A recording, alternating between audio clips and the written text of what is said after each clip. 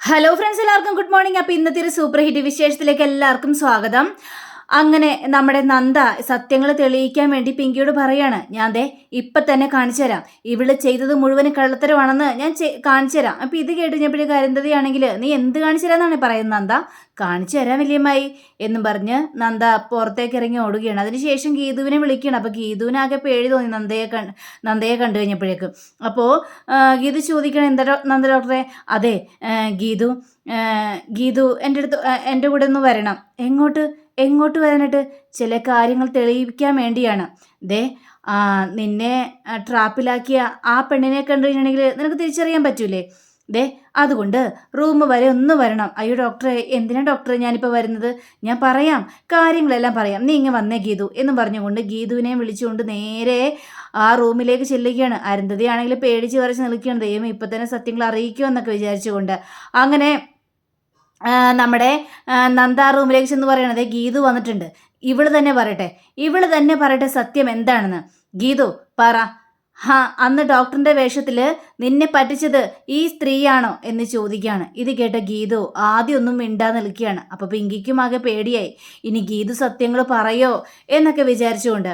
പക്ഷേ ഗീതുവിനോട് വീണ്ടും നമ്മുടെ നന്ദ ചോദിക്കുകയാണ്, പറ ഗീതു, സത്യം പറഞ്ഞതൊന്നും മിണ്ടാതിരിക്കുന്നത് എന്താന്ന് വെച്ചാൽ നീ തുറന്ന് പറ, സത്യം മാത്രം പറ. ഇത് കേട്ട് നമ്മുടെ ഗീതു ആണെങ്കിൽ, അല്ല എനിക്ക് ഈ സ്ത്രീയെ അറിയാനായിട്ട് പാടില്ല എന്നും പറയുകയാണ്. ഇത് കേട്ട് കഴിഞ്ഞപ്പോഴേക്കും നമ്മുടെ നന്ദ ആകെ തകർന്നു പോയ തരിപ്പണമായ ഒരു അവസ്ഥയിലേക്ക് നിൽക്കുകയാണ്. അതിനുശേഷം ഗീതു, എനിക്കിനി ഒന്നും പറയാനില്ല, ഞാൻ പോവാണ് എന്ന് പറഞ്ഞ് ഗീത അവിടെ നിന്ന് ഇറങ്ങി പോവുകയും ചെയ്യാണ്. അപ്പോഴേക്കും അരുന്ധതി നമ്മുടെ നന്ദയെ ഒരുപാട് ടോർച്ചർ ചെയ്യുകയാണ്. നിനക്കിപ്പോൾ സമാധാനമായില്ലേ? അവൾ ഓരോരോ സംശയങ്ങളുമായിട്ട് ഇറങ്ങിയിരിക്കുന്നു. ഇനിയും പിങ്കിയെ വേദനിപ്പിച്ചാലുണ്ടല്ലോ, നിന്റെ സംശയങ്ങളെല്ലാം തീർന്നില്ലേ നന്ദ? ഇനി നിനക്ക് എന്താ പറയാനുള്ളത്? ദേ ഇനൊരു അക്ഷരം മിണ്ടിപ്പോകരുത്. അപ്പം നന്ദയ്ക്ക് അത് സഹിക്കുന്നതിലും അപ്പുറമായിരുന്നു. അങ്ങനെ നന്ദ വളരെയേറെ സങ്കടത്തോടു കൂടി തന്നെ കണ്ണീരൊപ്പിക്കൊണ്ട് അവിടെ നിന്ന് ഇറങ്ങിപ്പോവുകയും ചെയ്യാണ്. നമ്മുടെ ഗൗതത്തിനും അത് വളരെയേറെ സങ്കടം തോന്നുകയാണ്. കാരണം നന്ദയെ അത്രയും വഴക്ക് പറഞ്ഞില്ല. പിങ്കിക്കുണ്ടായ സന്തോഷം അത് പറഞ്ഞറിയിക്കാൻ വളരെ സന്തോഷം. അങ്ങനെ ഗൗതം പറയുകയാണ്, ഞാൻ ഏതായാലും ഡിസ്ചാർജിനുള്ള കാര്യങ്ങളെല്ലാം ചെയ്തിട്ട് വരട്ടെ. വേഗം ചെല്ലും മോനെ, നമുക്ക് എത്രയും പെട്ടെന്ന് വീട്ടിലേക്ക് പോകണ്ടേ, നീ ഡോക്ടറോട് പോയി ചോദിക്കുക എന്ന് പറഞ്ഞുകൊണ്ട് ഗൗതത്തെ പറഞ്ഞു വിടുകയാണ്. അപ്പോൾ ഗൗതം കൂടി പോയി കഴിഞ്ഞപ്പോഴേക്കും ഈ അരുന്ധതി പിങ്കിയോട് ചോദിക്കണം, മോളെ ഇത് എങ്ങനെ സാധിച്ചു? ഗീതു എന്താ അങ്ങനൊരു മറുപടി പറഞ്ഞത്? നിന്നെ അറിയില്ല എന്നാണല്ലോ ഗീതു പറഞ്ഞത്. മോളെ, നീ എന്തെങ്കിലും അതിലൊരു പണി ഒപ്പിച്ചോ എന്ന് ചോദിക്കുകയാണ്. ഇത് കേട്ട് കഴിഞ്ഞപ്പോഴേക്കും പിങ്കി, അമ്മായി, എൻ്റെ കൂടെയാണ് ദൈവം, അതുകൊണ്ടാണല്ലോ ഇങ്ങനെയെല്ലാം സംഭവിച്ചത്. അതേ മോളെ, അതെനിക്ക് ഉറപ്പുള്ള കാര്യം തന്നെയായി. ദേ നിന്റെ കൂടെ തന്നെയാണ് ദൈവം, അതുകൊണ്ടാ ഇങ്ങനെയെല്ലാം സംഭവിച്ചത് എന്നും പറഞ്ഞുകൊണ്ട് അരുന്ധതിയും കാര്യങ്ങളെല്ലാം പിങ്കിയോട് പറയാണ്. പിങ്കിക്കാണെങ്കിൽ ആകെ സന്തോഷം തോന്നുകയാണ്. പിന്നീട് കാണിക്കുന്നത് നമ്മുടെ ലക്ഷ്മിയാണെങ്കിൽ ആകെ വെപ്രാളപ്പെട്ടിരിക്കുകയാണ്. ദൈവമേ, ഹോസ്പിറ്റലിൽ ഒരു വിവരവും അറിഞ്ഞില്ലല്ലോ, ഇനി എന്ത് ചെയ്യും? ആരും എന്നെ വിളിച്ചുമില്ലല്ലോ, എല്ലാം നല്ല രീതിയിൽ നടന്നാൽ മതിയായിരുന്നു, ഒരു ആപത്തും കൂടാതെ എല്ലാം നടന്നാൽ മതിയായിരുന്നു എന്നൊക്കെ പറഞ്ഞുകൊണ്ട് എന്നൊക്കെ മനസ്സിലിങ്ങനെ വിചാരിച്ചു കൊണ്ട് നിൽക്കുമ്പോഴാണ് നന്ദ അങ്ങോട്ട് കയറി വരുന്നത്. അപ്പം നന്ദ ഭയങ്കര സങ്കടത്തോടു കൂടി തന്നെ കയറി വരുന്നത്. അപ്പം നന്ദയെ കണ്ടുകഴിഞ്ഞപ്പോഴേക്കും, മോളെ നന്ദേ, കാര്യങ്ങളെല്ലാം നടന്നോ? സരോഗസി നടന്നോ? ഗീതു വന്നോ എന്നൊക്കെ ചോദിക്കുകയാണ്. ഇത് കേട്ട നന്ദ ഒന്നും മിണ്ടുന്നില്ല. മോളെ, നീ എന്തൊന്നും മിണ്ടാത്തത്? എന്നെ ഇങ്ങനെ ടെൻഷൻ അടിപ്പിക്കില്ലേ? എന്താ നടന്നത്? കാര്യങ്ങളൊന്നും നടന്നില്ലേ എന്ന് ചോദിച്ചപ്പോഴേക്കും, അത് പിന്നെ അമ്മ, ഗീതു വന്നില്ല. ഗീതു വന്നില്ലേ? അപ്പം സരോഗസി നടന്നില്ലേ എന്ന് ചോദിച്ചപ്പോഴേക്കും, സരോഗസി നടന്നു, പക്ഷെ ഗീതു വന്നില്ല. മോളെ, എനിക്കൊന്നും മനസ്സിലാവുന്നില്ല, നീ തെളിച്ച് കാര്യങ്ങളെല്ലാം പറ, എന്താ യഥാർത്ഥത്തിൽ നടന്നത് എന്ന് ചോദിക്കണം. അമ്മേ, ഞാൻ ആരുടെ വയറ്റിലാണോ ഞങ്ങളുടെ കുഞ്ഞ് പിറവി എടുക്കരുതെന്ന് ആഗ്രഹിച്ചതോ അയാളുടെ വയറ്റിൽ തന്നെയാണ് എൻ്റെ കുഞ്ഞ് പിറവിയെടുത്തിരിക്കുന്നത്. ഇത് കേട്ട ലക്ഷ്മിയാണെങ്കിൽ ആകെ തല പോയി നിൽക്കുകയാണ്. മോളെ, എനിക്ക് മനസ്സിലാവുന്നില്ല മോളെ, നീ എന്തൊക്കെയാണ് പറയുന്നത്? നീ തെളിച്ച് പറ കാര്യങ്ങളെല്ലാം. പറയാമേ, എല്ലാ കാര്യങ്ങളും ഞാൻ പറയാം. ഞാൻ ഒരിക്കലും വിചാരിക്കാത്ത കാര്യങ്ങളാണ് ഇപ്പോൾ ഇവിടെ നടന്നിരിക്കുന്നത് എന്നൊക്കെ ഇങ്ങനെ പറഞ്ഞുകൊണ്ടിരിക്കുമ്പോൾ ദേവായിരുന്നു പിങ്കിയെയും ഇങ്ങനെ താങ്ങി പിടിച്ചുകൊണ്ട് അരുന്ധതി വരികയാണ്. മോളെ പതുക്കെ പതുക്കെ എന്നും പറഞ്ഞുകൊണ്ട് പിങ്കിയെ താങ്ങി പിടിച്ചിട്ട് ആ സെറ്റിയിൽ അങ്ങോട്ട് ഇരുത്തുകയാണ്. അപ്പോൾ ലക്ഷ്മി വീണ്ടും ചോദിക്കണം, അമ്മായി എന്താ നടന്നത്? സരോഗസി നടന്നില്ലേ? സരോഗസി ഇതിൽ എങ്ങനെയാണ് നടന്നത് എന്നൊക്കെ ഇങ്ങനെ ചോദിക്കുകയാണ്. അതൊക്കെ പറയാം ലക്ഷ്മി, നീ ഇങ്ങനെ വെപ്രാളപ്പെടല്ലേ, അതൊക്കെ പറയാൻ കിടക്കുന്നതല്ലേ ഉള്ളൂ. സന്തോഷകരമായ വർത്തമാനം തന്നെയാണ് പറയാനുള്ളത്. അതെ, ഇവിടെ നിശ്ചയിച്ച ആ ഗീതുവില്ലേ, അവള് വന്നില്ല, അവള് നമ്മളെ ചതിച്ചു. പക്ഷേ ദൈവമായിട്ട് തന്നെ നമ്മുടെ മുന്നിൽ ഒരാളെ കൊണ്ടുവന്നു. എന്തമ്മായി, അമ്മായി എന്തൊക്കെയാ പറയുന്നത്? നിനക്ക് മനസ്സിലായില്ലല്ലോ ലക്ഷ്മി, മനസ്സിലാവുന്ന രീതിയിൽ ഞാൻ പറഞ്ഞുതരാം. ദേ, ഈ ഇന്ദീവരത്തിന് അവകാശപ്പെട്ട ഒരാൾ, അതായത് ഇന്ദീവരത്തിന് ചേർന്ന ഒരാൾ തന്നെയാണ് ഈ ഇന്ദീവരത്തിൻ്റെ അവകാശിയെ ചുമന്നുകൊണ്ടിരിക്കുന്നത്. അത് മറ്റാരുമല്ല, പിങ്കിയാണ് എന്ന് പറയുകയാണ്. ഇത് കേട്ടതും ലക്ഷ്മി ആകെ പേടിച്ചു പോവുകയാണ്. അപ്പം ലക്ഷ്മി ചോദിക്കുകയാണ്, അമ്മായി വെല്ലെടുത്തി അതെങ്ങനെ സാധ്യോ? അത് നന്ദിക്ക് ഇഷ്ടമല്ലല്ലോ, നന്ദിക്ക് താല്പര്യം ഉണ്ടായിരുന്നില്ലല്ലോ ആ കാര്യത്തിൽ. ഇത് കേട്ടാ അരുന്ധതിക്ക് കലി വന്നിട്ട് അവളുടെ കാര്യത്തിനെല്ലാം നടക്കും തോന്നുന്നുണ്ടോ? ഈ ലോകത്ത് മുഴുവൻ ഓരോരോ കാര്യങ്ങൾ നടക്കുന്നത് നന്ദയുടെ അഭിപ്രായം അനുസരിച്ചാണോ? അല്ലല്ലോ. പിങ്കിയാണ് ഇതിന് ഏറ്റവും യോഗ്യമായ സ്ത്രീ. പിങ്കിനെ ദൈവമായിട്ടാണ് ആ ഹോസ്പിറ്റലിൽ കൊണ്ടുവന്നത്, കറക്റ്റ് സമയത്തിന് തന്നെ. അപ്പോൾ പിന്നെ എന്താണ് പറയേണ്ടത്? അതുകൊണ്ട് പിങ്കി ആ കുഞ്ഞിനെ ചുമന്നു.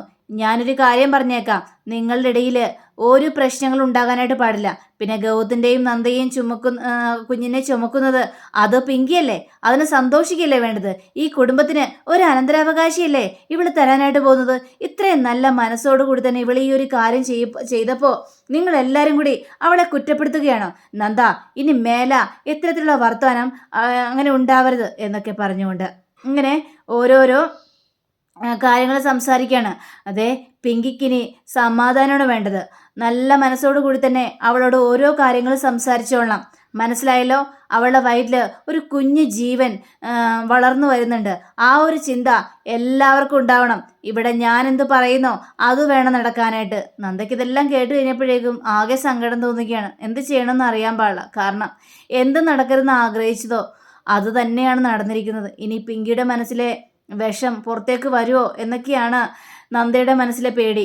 അങ്ങനെ നന്ദയ്ക്ക് അതൊന്നും സഹിക്കാനാവാതെ നന്ദ അകത്തേക്ക് കയറി പോവുകയാണ്. അകത്തേക്ക് കയറി പോയി കഴിഞ്ഞപ്പോഴേക്കും അരുന്ധതി വീണ്ടും പറയാണ്, കണ്ടില്ലേ നന്ദ ഇതൊന്നും ഉൾക്കൊള്ളൂല. അവളോട് എന്ത് പറഞ്ഞിട്ട് ഒരു കാര്യമില്ല. അവൾ വീണ്ടും ഇവിടെ പ്രശ്നം ഉണ്ടാക്കുന്നു തന്നെയാണ് തോന്നുന്നത്.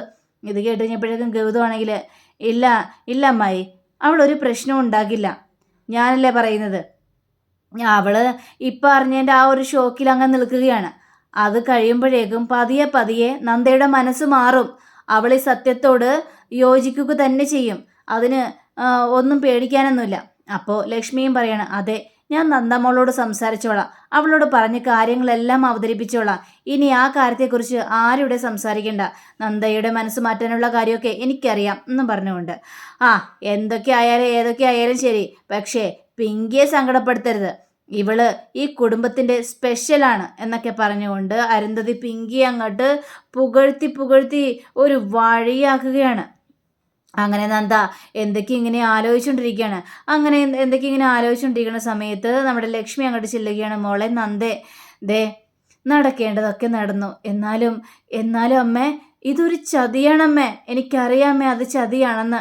എന്തൊക്കെയോ ചതി നടന്നിട്ടുണ്ട്, പക്ഷേ എന്താണെന്ന് പറയാനായിട്ട് എനിക്കറിയില്ല അമ്മേ, എനിക്കത് തെളിയിക്കാനുള്ളൊരു പ്രൂഫില്ല. അപ്പോഴാണ് ഗൗതവും വരുന്നത്. അപ്പോൾ ഗൗതം ചോദിക്കുകയാണ്, ഇനിയിപ്പോൾ തെളിയിച്ചത് കൊണ്ട് എന്താണ് കാര്യം? നടക്കേണ്ടതൊക്കെ നടന്നില്ലേ നന്ദേ? നമ്മൾ രണ്ടുപേരുടെയും കുഞ്ഞിനെ ഇപ്പം ചുമക്കുന്നത് അത് പിങ്കിയാണ്. ആ യാഥാർത്ഥ്യത്തോട് നമ്മൾ ഒത്തുപോയേ മതിയാവുള്ളൂ. നമുക്ക് ഈ കാര്യത്തിൽ കൂടുതലൊന്നും ചെയ്യാനായിട്ട് പറ്റില്ലല്ലോ. ഇനിയിപ്പോൾ പിങ്കി അഥവാ ചതിച്ചെന്ന് പറഞ്ഞാൽ കൂടിയും ഇനി കൂടുതലൊന്നും ചെയ്യാനായിട്ട് പറ്റില്ലല്ലോ ഗൗതം സാർ. പക്ഷേ എനിക്കിതങ്ങോട്ട് വിശ്വസിക്കാനായിട്ട് പറ്റുന്നില്ല, എനിക്ക് ഉൾക്കൊള്ളാനായിട്ട് പറ്റുന്നില്ല. അവളുടെ വയറ്റിലാണല്ലോ ഈ കുഞ്ഞ് ജന്മം എടുത്തെന്ന് ആലോചിക്കുമ്പോൾ എനിക്കൊക്കെ പേടി തോന്നുന്നു. എന്തിന് പേടി തോന്നുന്നു? അപ്പോൾ ലക്ഷ്മി കുറേ കാര്യങ്ങളെല്ലാം പറഞ്ഞ് മനസ്സിലാക്കി കൊടുക്കുകയാണ്. മോളെ നന്ദേ, നിങ്ങൾ രണ്ടുപേരുടെയും പാതി ജീവനാണ് പിങ്കിയുടെ വയറ്റിൽ ജനിച്ചിരിക്കുന്നത്. പിന്നെ 9 മാസവും 9 ദിവസം വരെയുള്ളൂ ആ ഗർഭപാത്രത്തോട് ആ കുഞ്ഞിന് ബന്ധം. അത് കഴിയുമ്പോഴേക്കും നിങ്ങൾക്ക് അവകാശപ്പെട്ടതല്ലേ ആ കുഞ്ഞ്. പിന്നെ എന്തിനാ മോളെ നീ പേടിക്കുന്നത്? യാതൊരു കാരണവശാലും പേടിക്കണ്ട.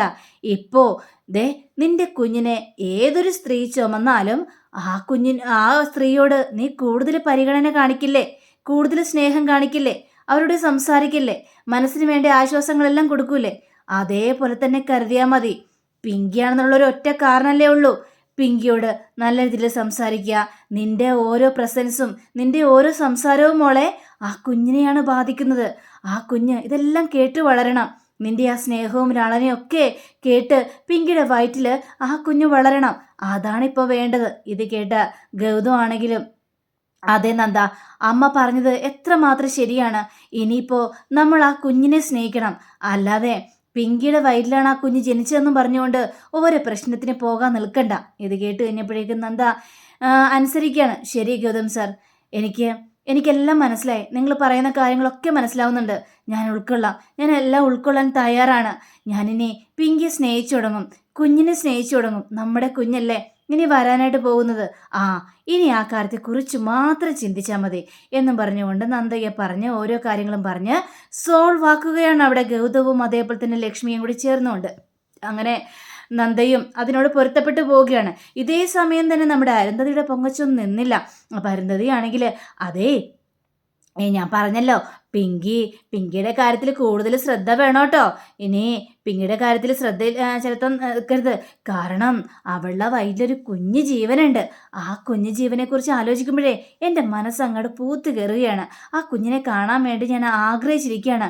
നന്ദമോളുടെ വയറ്റിൽ ഒരു കുഞ്ഞ് ജനിച്ചപ്പോൾ അതില്ലാതായെന്ന് അറിഞ്ഞു കഴിഞ്ഞപ്പോഴേക്കും ഞാൻ അനുഭവിച്ച വേദനയില്ലേ, അത് നിങ്ങൾക്ക് ആർക്കും പറഞ്ഞാൽ മനസ്സിലാവില്ല എന്ന് പറഞ്ഞുകൊണ്ട് ഇങ്ങനെ നിൽക്കുമ്പോൾ നമ്മുടെ ഇത് വരികയാണ്. കാരണം ഈ പവിത്ര വരികയാണ്. അപ്പോൾ പവിത്ര വന്നിട്ട് അതെ വല്യമ്മായി ജ്യൂസ് ഉണ്ടാക്കിയിട്ടുണ്ട്. വല്യമ്മായി പറഞ്ഞ സ്പെഷ്യൽ ജ്യൂസ് തന്നെയാണ്. ഏത് ഫ്ലേവർ വേണം വല്യമ്മായിക്ക്? അയ്യോ ഇതെനിക്കല്ല, ഇത് പിങ്കി മോൾക്കാണ്. അപ്പോൾ ഇവരുടെ മുഖമൊക്കെ അങ്ങോട്ട് മാറുകയാണ്. അപ്പോൾ പിങ്കി ഇതേ സ്റ്റെപ്പിൽ ചാടി ഇറങ്ങി വരികയാണ്.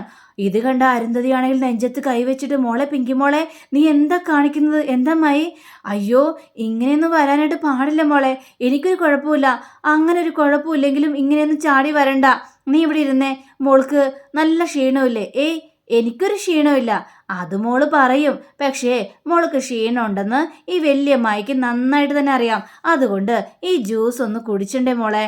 അയ്യോ എനിക്ക് വേണ്ട വല്യമ്മായി, ഈ ജ്യൂസ് കുടിക്കണം. ഇത് കേട്ട പവിത്രയുടെ അമ്മയാണെങ്കിൽ പറയാണ്, അല്ല സരോഗസി നടന്നു, പക്ഷെ സരോഗസി നടന്നപ്പോൾ ഈ പിങ്കിയുടെ വയറ്റിൽ കുഞ്ഞുണ്ടോ ഇല്ലേ എന്നൊന്നും അറിയാനായിട്ട് പാടില്ലല്ലോ. അല്ല ഞാൻ പറഞ്ഞു വരുന്നതേ, ഈ സരോഗസി സക്സസ് ആകണമെന്നൊന്നുമില്ല. പലർക്കും സരോഗസി നടന്നിട്ടും വയറ്റിൽ കുഞ്ഞില്ലാത്തൊരവസ്ഥ വന്നിട്ടുണ്ട്. അത് ഞാനൊരു മാഗസീനിൽ വായിച്ചതാണ്. ഇത് കേട്ട നമ്മുടെ അരുന്ധതിക്ക് കലി വരികയാണ്. അപ്പം അരുന്ധതിയാണെങ്കിൽ പണ്ടാരങ്ങൾ നെഗറ്റീവായ കാര്യങ്ങൾ മാത്രം നിങ്ങൾ പറയുള്ളൂ. പിങ്കിയുടെ വയറ്റിലൊരു കുഞ്ഞുണ്ട്, എല്ലാം ദൈവം സക്സസ് ആയിട്ട് തന്നെയാണ് നടത്തി തന്നിരിക്കുന്നത്. അതെനിക്ക് ഉറപ്പുള്ള കാര്യം തന്നെയാണ്. ഇനിയും എൻ്റെ ദൈവം എന്നെ കരയിപ്പിക്കില്ല. പിങ്കി മോളെ വയറ്റിൽ കുഞ്ഞുണ്ട് എന്നും പറഞ്ഞുകൊണ്ട് അവിടെ പറയണം, മോളെ പിങ്കി നീ ഈ ജ്യൂസ് കുടിച്ചേ. അങ്ങനെ പിങ്കി ആ ജ്യൂസ് കുടിക്കുകയാണ്. ഞാനൊരു കാര്യം പറഞ്ഞേക്കാം, പിങ്കി മോളുടെ മനസ്സ് വേദനിപ്പിക്കുന്ന രീതിയിൽ നടക്കാനായിട്ട് പാടില്ല. അങ്ങനെയെല്ലാം പറഞ്ഞുകൊണ്ടിരിക്കുമ്പോൾ ദേവായിരുന്നു നമ്മുടെ ഗൗതവും അതേപോലെ തന്നെ നന്ദയും. അപ്പോൾ ഇവരെ കണ്ടു കഴിഞ്ഞപ്പോഴേക്കും പെട്ടെന്ന് ജ്യൂസ് കുടിച്ച് നമ്മുടെ പിങ്കി ആകെ വിൽക്കുകയാണ്. എന്താ മോളെ പിങ്കി? അയ്യോ വിക്കിപ്പോയോ? എന്തു പറ്റി പിങ്കി? പിങ്കി ചേച്ചിയെ എന്തെങ്കിലും ആലോചിച്ചിട്ടുണ്ടാവും, അതുകൊണ്ടായിരിക്കും. അല്ലെങ്കിൽ ഗൗതേട്ടനെയും നന്ദ ചേച്ചിയും കണ്ടപ്പോഴാണോ പിങ്കി ചേച്ചി വിക്കിയത്? ഇത് കേട്ട് കഴിഞ്ഞപ്പോഴേക്കും നമ്മുടെ അരുന്ധതിയാണെങ്കിൽ ദേ ഞാനൊരു കാര്യം പറഞ്ഞേക്കാം, പിങ്കിയെ മനസ്സ് വേദനിപ്പിക്കുന്ന രീതിയിലോ അല്ലെങ്കിൽ പിങ്കിക്ക് ഇഷ്ടമില്ലാത്ത രീതിയിലോ ആരും നടക്കാനോ പ്രവർത്തിക്കാനോ ഒന്നും പാടില്ല. ഇത് കേട്ട നന്ദ, എന്താ വല്യമ്മായി? അത് വല്യമ്മായി എന്നെ ഉദ്ദേശിച്ചിട്ടാണോ? ഞാൻ വന്നത് കൊണ്ടാണോ പിങ്കിയുടെ മനസ്സമാധാനം പോയത്? കേട്ടോ ഗൗതം സാർ, പറഞ്ഞു കേട്ടില്ലേ? അപ്പോൾ പിങ്കി പറയാണ്, ദേ ഞാൻ അങ്ങനെ ആരോടൊന്നും പറഞ്ഞിട്ടില്ല. വേണ്ടാത്ത കാര്യങ്ങൾ പറഞ്ഞുകൊണ്ട് നടക്കുകയും വേണ്ട.